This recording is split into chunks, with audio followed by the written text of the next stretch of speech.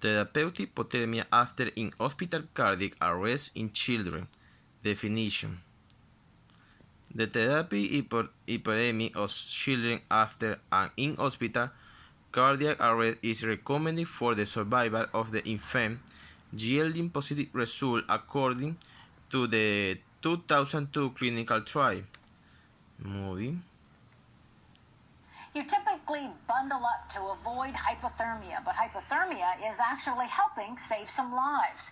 The chances of surviving cardiac arrest are slim. 9 out of 10 patients whose hearts are restarted end up dying in the hospital. Anna Jackson gets answers on how inducing hypothermia increases the odds of survival. Playing outside with her kids is something Mary McMichael-Liston will never take for granted after a health scare a few months ago.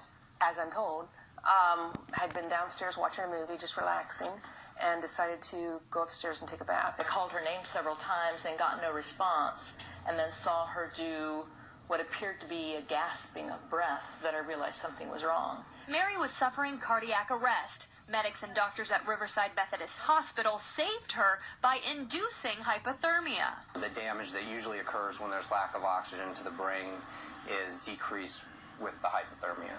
Dr. Wade explains a sudden restart of a pulse and oxygen can cause severe brain damage. Hypothermia slows down the process. With this blanket, patients are kept in a hypothermic state for 24 hours. A machine pumps water through the blanket and controls the temperature, which is gradually raised over 12 hours. The whole idea of medically induced comas, hypothermia, that is just astounding to me that we have the technology to do that. Mary lost about a month's worth of her memory, but otherwise life is back to normal. And thanks to hypothermia, doctors hope many more patients have the chance to survive. Anna Jackson, NBC4. Application of medicine. Children older than 48 hours and younger than 18 years of age were eligible for inclusion if they have a cardiac arrest that began within the wall of a hospital, received chest compression for at least 2 minutes and remaining the pain or mechanical ventilation after the return circulation. Pro. The main protective effect of HT is to reduce the general brain injury through multi-factor effects, the body and several metabolisms in general. The apoptosis, K2 plus entry in self, acidosis intracellular and extracellular, neurotransmitters, accumulation excitotic, rheumatic, the release of glycine, the inflammation and the production of nitric oxide and radicals free. Cons. Patients who survive a cardiac arrest should suffer a general ischemia, reperfusion injury, cardiac post-cardiac cardiac syndrome, can lead to bad neurologic evolution and death. It can become more dangerous if the patient happens outside the hospital. In the Ecuador, therapeutic hypothermia in children is used to counteract the effect of cardiac arrhythmia in patients undergo surgery, severely increasing survival and decreasing cerebral ischemia in the metabolic demand. Induced hypothermia consists of the cool therapy applied to lower to core temperature below 335. In spite of having unanimity among the experts, is acceptable to consider mild hypothermia 33, 36, moderate. The moderate 28 to 33, deep 10 to 28, and ultra drag major 5 centigrade.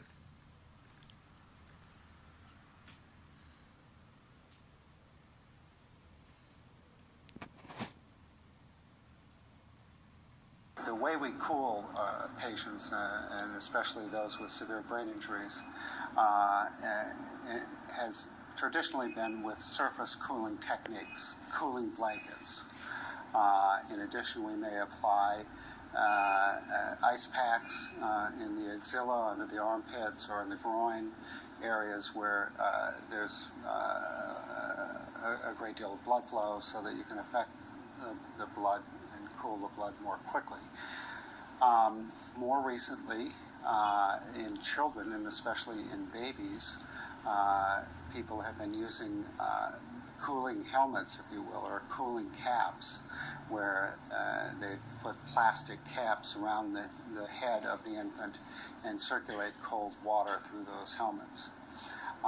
And even more recently, we've developed devices where we can insert intravenous catheters with a closed circuit system where we can circulate ice water through sausage-shaped balloons on those catheters. And so as the blood passes by those balloons, the blood is cooled.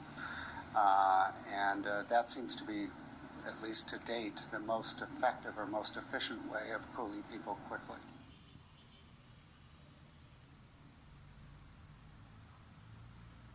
Several of us, including myself and Guy Clifton years ago, sort of arbitrarily decided that we would just cool for 24 to 48 hours. And we did that because of two things. One, we thought that the maximum degree of metabolic change in the brain after trauma was during that first day or so after injury, which is what we were going after.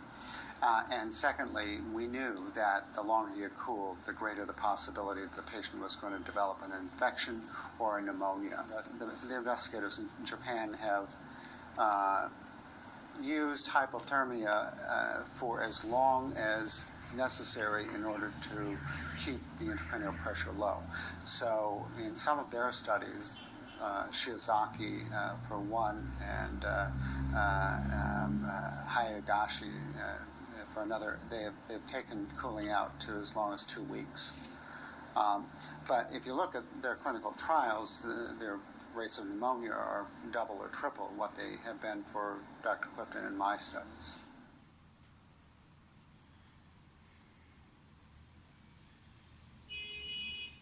The risks associated with hypothermia are actually pretty minimal and pretty clinically insignificant. They depend on the intensity of cooling, or how low you take the temperature. It also depends on how long you cool the individual.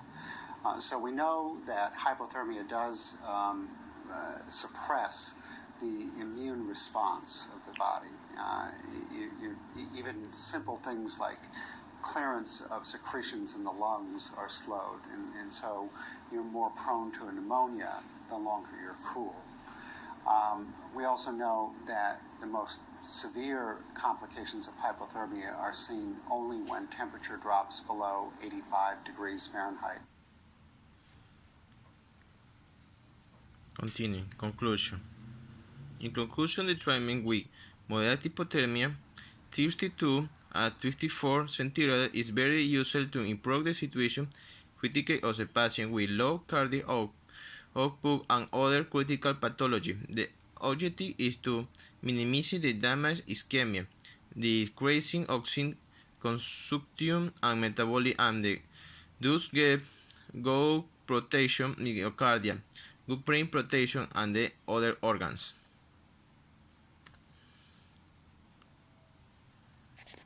I back to the loading dock, I blacked out, and that's the last thing I remember. The guys at work had to do CPR on me. Basically, I was dead.